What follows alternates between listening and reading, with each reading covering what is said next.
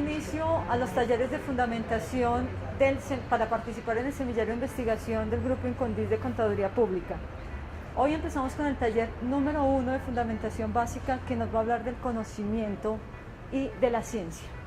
¿Será que hablar de conocimiento y ciencia significa que los dos conceptos se complementan, o cuál será la diferencia que existe entre cada uno?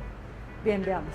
Cuando hablamos de conocimiento, el conocimiento nosotros lo podemos obtener de una manera muy natural, muy popular, muy fácil, muy vulgar, dicen los científicos.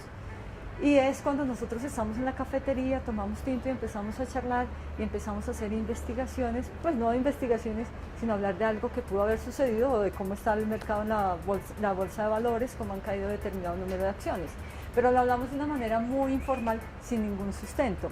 Mientras que hay otro conocimiento, que sí es un conocimiento que ya nos lleva a como emplear todo un método para poder llegar a una conclusión sobre eso. Ese conocimiento que obtenemos en la cafetería y que es válido, no lo debemos perder nunca, no lo debemos desechar, pues es un conocimiento que es la semilla para empezar a entrar a lo que es el conocimiento científico. Y miren que en el paralelo que hicimos rápidamente, nosotros descubrimos algo. Dijimos conocer, hablamos, es decir, que hay alguien que quiere conocer algo, saber algo, y que hay algo que va a ser conocido. Entonces por eso hablamos del sujeto y del objeto a conocer, que son los dos elementos fundamentales que existen en el conocimiento. Si nosotros pensáramos un momento en los ejercicios abdominales, entonces vamos a hacer ejercicios abdominales porque necesitamos bajar un poco la panza, quemar grasa. Eso decimos todos en la cafetería, hablando de manera informal con cualquier persona, nuestros amigos.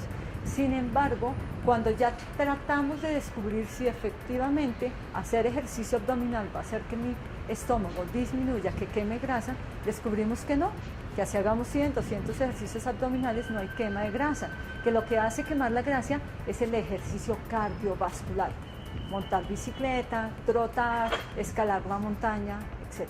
Está comprobado científicamente, claro, se han hecho diferentes procedimientos, se han desarrollado diferentes pasos, una metodología que ha permitido concluir eso. Bien, creo que les ha quedado muy clara la diferencia entre el conocimiento científico y el conocimiento vulgar. Después de ese ejemplo del quemagrasa, podemos ya concluir o darle forma a lo que es el conocimiento científico. Y entonces el conocimiento científico no es más que ordenar ese saber cotidiano, ordenar ese saber, ponerlo en unos términos, en un proceso mucho más sistemático, en un proceso que implicó el desarrollo de una serie de actividades para probar que lo que estoy diciendo, lo que estoy concluyendo respecto de algo es totalmente cierto. Como el conocimiento científico ya es un saber ordenado, ese conocimiento necesariamente debe tener una serie de características. Dentro de las características que debe tener el conocimiento científico son que sea verificable, que sea racional, ¿cierto? Que sea objetivo. Y si hablo de la objetividad en el conocimiento científico como característica, es mostrar la realidad como es. Hay crisis en la profesión contable, eso es ser objetivo. Mi objeto de conocimiento va a ser qué es lo que formula la crisis, pero la crisis es la realidad que estoy viendo. Es verificable, claro, porque puede ser contrastado. Hay evidencia en desarrollo de cada una de las actividades que me permitieron llegar a una conclusión sobre qué es lo que está generando la crisis en la profesión contable. Es racional, proviene de la razón, es real, existe, es un hecho que todos vemos, no solamente los contadores públicos, un administrador, un abogado. Está publicado en nuestros diarios, lo vemos en las cadenas de televisión, en los noticieros. Lo vemos en las posturas que tienen algunos escritores o algunos críticos de la profesión contable. Hay crisis en la profesión y no hay que ocultarlo, es una realidad. Es relacionable con otros hechos. Pueden crearse relaciones entre los diferentes aspectos que son objeto de estudio. Bien, esas son algunas de las características que tiene el conocimiento científico. Por lo tanto, ya la ciencia ha de entenderse como los saberes que han sido obtenidos mediante todo ese rigor sistemático de un proceso, todo ese ordenamiento que se ha dado a un proceso y que me ha permitido acceder a una conclusión sobre un proceso investigativo. Yo estoy investigando sobre la crisis de la profesión contable y para hablar de la crisis de la profesión contable necesito primero saber por qué está en crisis.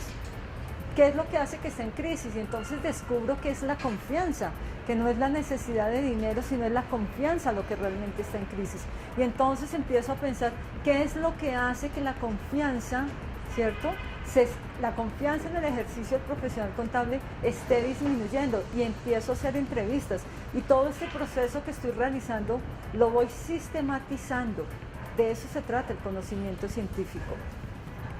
En conclusión, como lo decía, y ahí ven ustedes la fotografía de Albert Einstein en el pantallazo que están viendo, el conocimiento resulta ser natural y cotidiano porque de ahí proviene. Esa es la semilla del conocimiento, del valor y del provecho que nosotros podemos sacar de la cotidianidad. Si yo quiero quemar grasa bien, ¿cómo lo hago? No con el ungüento que me da la abuelita, sino qué es lo que efectivamente hace que eso se produzca en mi organismo, una reducción. El interés por descubrir o saber algo es necesario en nosotros como investigadores. Bien, van ustedes entonces a desarrollar un taller. Esta es una pequeña introducción, hay que investigar, empecemos ya a investigar, averiguar qué es eso el conocimiento, qué es el conocimiento científico, qué se entiende por el conocimiento vulgar o popular, y para eso vamos a desarrollar un taller.